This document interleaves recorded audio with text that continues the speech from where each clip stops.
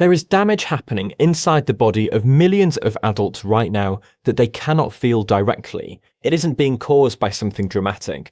It isn't being caused by a tumour or an infection or an injury. It's being caused by the slow, steady absence of a single vitamin that the body needs to keep its nerves insulated, its blood healthy, and its brain functioning.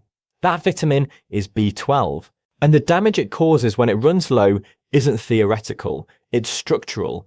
It happens in the spinal cord, in the peripheral nerves, in the brain itself. And by the time it produces symptoms loud enough to be taken seriously, a meaningful portion of that damage may already be permanent. The cruel design of this deficiency is that it whispers before it shouts. The early signs are subtle enough to be brushed off as aging, as stress, as a bad night's sleep, as something that will probably resolve on its own. They almost never do. They progress. And the longer they progress without anyone catching them, the harder they are to reverse. What makes this particularly frustrating is that the standard test most doctors run for B12 will often come back as normal even when the deficiency is significant at the cellular level. So patients are reassured, they're sent home, they're told their levels are fine. Meanwhile, the early signs continue, the nerve insulation continues to thin, and the window for full recovery quietly closes. There are 8 early signs that, taken together, should never be ignored. Recognizing them early is the difference between a quick correction and a lifetime of permanent neurological consequences. Hi, I'm Dr. Alex. I'm an emergency medicine doctor, and after nearly 10 years in the AANAE, I've seen what happens when preventable disease isn't prevented. I've admitted patients in their 50s and 60s whose neurological symptoms had been progressing for years before anyone tested for the right thing. Some of those patients made full recoveries once we corrected the underlying problem. Others were left with permanent numbness, balance issues, or cognitive deficits because the deficiency had gone on too long. The difference between those two outcomes almost always came down to how early the warning signs were taken seriously. So before we go any further, I want to make you a promise. I promise to keep creating the most helpful videos I possibly can, grounded in science and the latest research to help you live longer and to help you prevent the diseases I see in the emergency department every single day. And all I ask in return is that you give this fairly new channel a chance and hit the subscribe button. If you get to the end of this video and you didn't think it was worth your time or you've not learned something new, then feel free to unsubscribe. No hard feelings, but if you give me your time and your attention, I'll give you everything I've learned from over a decade in medicine. So please help me out. Hit the subscribe button to help this channel reach more people like you. And let's continue with the video. Before we get to the 8 early signs, I want to spend a few minutes explaining what B12 actually does inside the body, because the signs only make sense once you understand the mechanism. B12 is what we call a cofactor, which essentially means it's a helper molecule that 2 specific enzymes in your body cannot function without. Those 2 enzymes carry out tasks so fundamental that when B12 runs low, multiple systems begin failing at the same time. That's the part most people miss. B12 deficiency isn't a single symptom. It's a constellation of failures because one master ingredient has dropped below what the body needs to operate. The first major job B12 does is help your bone marrow build red blood cells. Every single day, your body produces around 200 billion new red blood cells to replace the ones that have worn out. Each one of those cells needs to divide cleanly, which means its DNA has to copy itself accurately. B12, working in tandem with another vitamin called folate, is essential for that DNA synthesis step. Without enough B12, the cells can't divide properly. Instead, they grow too large, too few, and they don't carry oxygen efficiently. We call this megaloblastic anemia. The cells are still being produced, they're just oversized and underperforming. So your tissues, your brain, your muscles, your heart, all start operating on a reduced oxygen supply. And that's where a significant number of the early signs originate. The second job B12 does is even more critical, and it's the one that causes the most lasting damage when ignored. B12 is essential for maintaining what we call the myelin sheath. Myelin is the fatty insulation that wraps around your nerve fibers, almost exactly the way plastic insulation wraps around the copper wire in your house. Without that insulation, electrical signals can't travel cleanly. They leak, they short circuit, they slow down. When B12 runs low, your body can't maintain the myelin properly, and over months and years the insulation starts breaking down. The nerves underneath become exposed, they misfire, and eventually, if the deficiency goes on long enough, they begin to die. This is why B12 deficiency causes numbness, tingling, balance problems, and in severe cases, a condition called subacute combined degeneration of the spinal cord, which is exactly as serious as the name suggests. Now here's where it gets really interesting and where most people get tripped up. Your body absorbs B12 through a remarkably complicated process that depends on several things working in sequence. First, you eat the B12, which is bound to animal protein in your food. Second, the acid in your stomach has to release the B12 from that protein. Third, a molecule called intrinsic factor, which is made by specialized cells in the stomach lining, has to bind to the B12 and escort it down to a very specific section of your small intestine called the terminal ileum. Fourth, the cells there have to recognize the intrinsic factor and B12 complex and pull it across into your bloodstream. If any one of those 4 steps fails, absorption breaks down. And in modern adults, there are dozens of reasons those steps fail. Stomach acid drops naturally with age. By the time many people are in their 60s and 70s, they're producing significantly less acid than they did at 30. That alone reduces B12 release from food. Add in the widespread use of acid-suppressing medications, the proton pump inhibitors, and the H2 blockers that millions of people take daily for reflux, and you have an entire population whose stomachs simply can't extract B12 from animal protein anymore. Then there's metformin, the most commonly prescribed diabetes medication in the world, which interferes with B12 absorption in the terminal ileum. Layer in conditions like celiac disease, Crohn's disease, gastric bypass surgery, and a condition called atrophic gastritis, where the stomach lining wears thin. And you start to see why B12 deficiency is so common in adults over 50, even when their diet contains plenty of B12 on paper. And there's one more piece of this puzzle that almost nobody talks about. The standard B12 blood test, called serum B12, measures total B12 floating in your bloodstream. The problem is that only about 20% of that B12 is actually active and available to your cells. The other 80% is bound to inactive carrier proteins and isn't doing anything useful. So you can have a normal serum B12 level on paper while your cells are functionally starved. The more sensitive tests are called active B12, which measures only the usable form, and methylmalonic acid, or MMA, which rises when B12 is functionally low at the cellular level. Most GPs don't run those tests routinely, so the deficiency gets missed in countless people who've been told their levels are fine. What we're now understanding is that B12 status exists on a spectrum, not as a simple yes or no. There's a grey zone often called borderline or low normal, where the standard test looks acceptable, but the patient is symptomatic, and the more sensitive tests reveal real deficiency at the cellular level. That grey zone is where most of the misdiagnoses live, and it's where the 8 early signs become so important, because long before the standard test catches up, the body has already been signalling. The question is whether anyone is listening and whether the signals are being interpreted correctly when they appear. Just really quickly, if you're getting value from this video so far, please consider subscribing. It genuinely helps the channel reach more people who need this information. So let's get to the 8 early signs that could signal serious damage if they go unaddressed. The first sign is intermittent tingling or numbness in the hands and feet, often described as pins and needles that come and go without warning.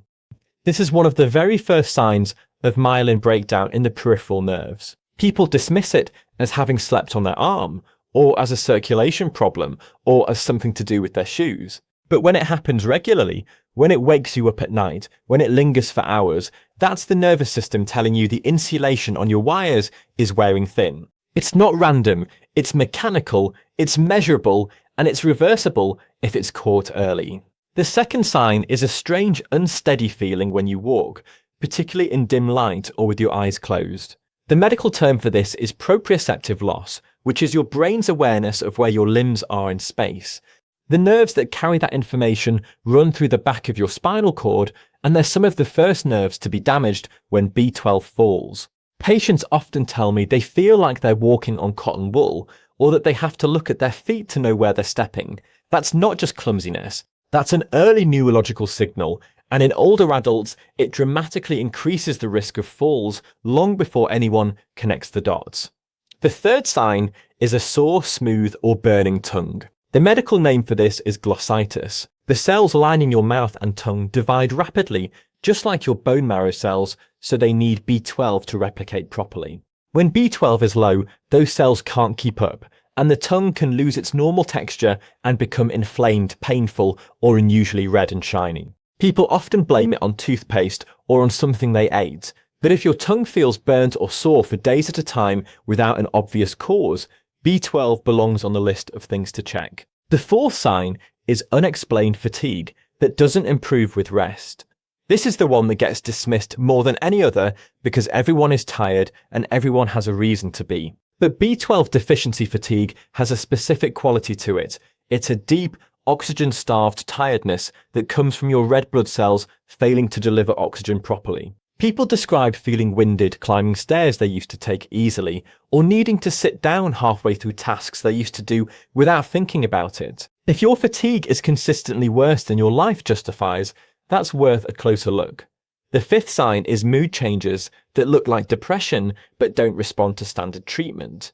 B12 plays a direct role in producing neurotransmitters like serotonin and dopamine, the chemicals your brain uses to regulate mood. When B12 runs low, mood regulation suffers. I've seen patients put on antidepressant after antidepressant for years with no real improvement, only to find their B12 was significantly low the entire time. Within weeks of correcting it, the fog lifts. That doesn't mean every case of low mood is B12. But it absolutely belongs in the workup before someone is told it's just depression. The sixth sign is memory problems and brain fog, particularly in adults over 50. This is the one that frightens people the most because it can look like the early stages of dementia. And here's the cruel irony. B12 deficiency can cause a reversible cognitive decline that, if caught in time, responds beautifully to treatment. But if it's left to progress for years, the damage to the brain becomes permanent. I've had patients come through the emergency department who were already being assessed for early Alzheimer's, and the answer turned out to be a vitamin level. That's how big this gap is, and that's how important it is to test properly before assuming the worst. The seventh sign is pale or yellow-tinged skin. The pallor comes from anemia. The yellow tinge, which doctors call jaundice, comes from the oversized red blood cells that B12 deficiency produces breaking down faster than they should. The byproducts of that breakdown accumulate in the blood and tint the skin and the whites of the eyes. People often think they look tired or hungover. They don't realize they're looking at the visible signature of a B12 problem playing out in their bone marrow, often weeks or months before the deficiency is formally diagnosed. And the eighth sign is heart palpitations, breathlessness on mild exertion, or a fast resting heart rate. When your red blood cells aren't delivering oxygen efficiently, your heart compensates by working harder. It beats faster. It pushes more volume per minute. Patients feel their heart racing for no obvious reason, or they get short of breath walking to the kitchen, and they assume it's anxiety or it's their age. In many cases, it's the cardiovascular consequence of an oxygen delivery problem that started in the bone marrow because B12 ran out. The heart is doing the extra work because the blood isn't pulling its weight. Now, when you see those 8 signs listed together, you might recognize 3 or 4 of them in yourself or in someone you love. And that recognition is exactly the point. Because individually, each one gets dismissed as something else. Together, they tell a coherent story. And it's a story that the right test can confirm in a matter of days, often well before any permanent damage takes hold. So what do you actually do about it? I'm not advocating for extreme approaches here. I'm not telling you to start injecting yourself with vitamins or to abandon your current medical care. What I'm going to walk you through are 5 concrete actions that, taken together, address the absorption pathway, restore the cellular supply, and protect your nervous system from progressing into the kind of damage that doesn't fully reverse.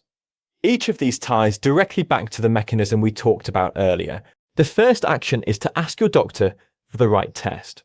The standard serum B12 test is the absolute minimum, and as I explained, it misses a remarkable proportion of functional deficiencies. What you want to ask for is an active B12 test, sometimes called holotranscobalamin, and a methylmalonic acid test. Together, those two tell you whether the B12 in your blood is actually getting to your cells and being used properly. If your GP isn't familiar with those tests or pushes back, you can request them privately through most major laboratories for a relatively modest cost. This is the single highest leverage action on this list because without the right test, everything else is essentially guesswork. You're treating a problem you haven't actually confirmed. The second action is to address the absorption pathway. If you're over 50, if you take acid-suppressing medication, if you take metformin, if you've had any kind of stomach or bowel surgery, or if you're following a plant-based diet, your absorption is almost certainly compromised.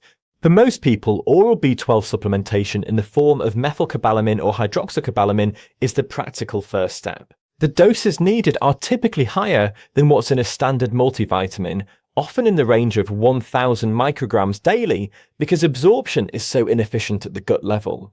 Think of it like watering a garden through a leaky hose. You have to put more water in at the top to get enough out at the bottom. For people with confirmed deficiency or absorption disorders, B12 injections given by a clinician bypass the gut entirely and restore levels reliably. I'm not suggesting anyone stop taking their prescribed medication without talking to their doctor. Medication and lifestyle are not mutually exclusive. They work better together. The third action is to look honestly at your diet. B12 is found almost exclusively in animal products, meat, fish, eggs, and dairy. Plant foods don't contain meaningful amounts unless they've been deliberately fortified, like some breakfast cereals and plant milks. If you're eating a vegetarian or vegan diet, supplementation isn't optional. It's essential. And even for people eating plenty of animal protein, the absorption problem we talked about means that diet alone often isn't enough past a certain age. Research published in the American Journal of Clinical Nutrition has shown that adults over 60 often have markedly reduced B12 status even when their dietary intake looks more than adequate. The food is going in, it's just not getting absorbed at the rate it used to. The fourth action is to support the broader B vitamin family, because B12 doesn't operate in isolation. Folate, which is vitamin B9, works hand in hand with B12 in the DNA synthesis pathway. If folate is high but B12 is low, it can actually mask the anemia on a standard blood test while the neurological damage continues silently underneath. This is why supplementing folate without first checking B12 status can be genuinely dangerous in older adults. The two need to be assessed and corrected together. Eating leafy greens, legumes, and whole foods covers most people's folate needs naturally. But if you're supplementing, do it knowingly and ideally under guidance from someone who understands the interaction. The fifth action is to protect your nerve health more broadly while you correct the deficiency. Regular movement increases blood flow to peripheral nerves and supports their repair. Adequate sleep is when the nervous system does most of its maintenance and consolidation work. Managing your blood sugar matters here too, because high glucose levels independently damage peripheral nerves through a separate mechanism, and if you stack B12 deficiency on top of poorly controlled blood sugar, the nerve damage accelerates dramatically. Whole foods, regular activity, and proper sleep aren't glamorous interventions, but they're the soil in which B12 correction actually works. Without that foundation, you're trying to repair wires while the rest of the electrical system is still being damaged in the background. Let me bring this back to the central point. B12 deficiency is a multi-step problem, which means the solution is also a multi-step process. You can't just take a tablet and assume it's been handled. You have to confirm the deficiency with the right test, address the absorption pathway, fix the dietary supply, support the cofactors that work alongside B12, and protect the broader nervous system while repair takes place. When all five of those happen together, the recovery in many cases is extraordinary. Numbness fades, energy returns, mood stabilizes, cognitive sharpness comes back. I've watched patients in my clinic go from being convinced they were developing dementia to being completely back to themselves within 3 to 6 months of proper treatment. That's not a small result. That's a life trajectory being rewritten. I want to share a few things I've seen on the front line because the numbers and the mechanisms only mean so much without the human side. I had a patient in her late 60s brought in by her daughter because she'd become unsteady on her feet and was getting confused in the evenings. The family was bracing themselves for an Alzheimer's diagnosis. We ran a broader workup than usual, Her active B12 was severely low. Within 8 weeks of starting injections, her gait improved. Within 4 months, the evening confusion was gone. Her daughter cried in the corridor when we told her the test result. Not every case ends like that. Some patients arrive too late, and the spinal cord damage doesn't fully reverse, but many cases, if caught in time, do. I had a man in his 50s who'd been on metformin for nearly a decade for type 2 diabetes. He came in with palpitations and breathlessness. His ECG was unremarkable. His full blood count showed enlarged red cells. His B12 was at the very bottom of the reference range. Technically normal, but his MMA was significantly elevated. He'd been functionally deficient for years, missed by every routine check, while the medication that was helping his diabetes was quietly depleting the vitamin that his nerves and his blood depended on. After supplementation, the palpitations resolved, and his energy returned to a level he hadn't felt in years. What these cases have in common is that they represent the gap between what the standard tests catch and what's actually happening at the cellular level. Research in the journal Blood has shown that as many as 1 in 6 older adults may have functional B12 deficiency that the routine serum test fails to identify. That's a remarkable number. It means in any given waiting room of patients over 60, several people are walking around with a slow biochemical drag on their nervous system that nobody is treating and that nobody has even properly tested for. And here's the bigger picture I want you to take away. The reason this matters isn't just about avoiding tingling fingers or fixing a low mood. It's about what it means to live well into your 70s and 80s with your independence intact. The single biggest determinant of independence in later life is whether your nervous system still works, whether you can walk steadily without falling, whether your brain can still hold the thread of a conversation, whether you can drive, cook, manage your own medications, recognize your grandchildren. All of that depends on nerves and brain cells that need a steady supply of the building blocks they were designed to run on. B12 is one of the most important of those building blocks. Letting it run down for years isn't a small thing. It's the difference between aging into your 80s with your faculties intact and aging into your 80s dependent on others for basic tasks. This isn't your fault. The system has been failing to test for it properly for decades. The medications that contribute to it are widely prescribed without warning patients about the connection. The food system has shifted in ways that make absorption harder for older adults. None of that's on you. But the knowledge of what to ask for, what to look for, and what to do about it is now yours. And once you have it, you can act on it. You can pass it to your parents. You can pass it to your partner. You can pass it to anyone in your life who's been told their fatigue or their numbness or their brain fog is just part of getting older. 8 early signs: pins and needles in the hands or feet, an unsteady walk, especially in the dark, a sore or burning tongue, deep fatigue that rest doesn't fix, mood changes that won't lift, memory problems, and brain fog, pale or yellow-tinged skin, a racing heart or breathlessness. If you recognize 3 or more of those in yourself or in someone you love, ask for the right test. Active B12 and methylmalonic acid. Don't accept normal serum B12 as the final answer if the symptoms are there. The damage is preventable, the treatment is straightforward, but only if it's caught in time before the early signs turn into something far harder to reverse. If you found this useful, please subscribe to the channel to help me reach more people.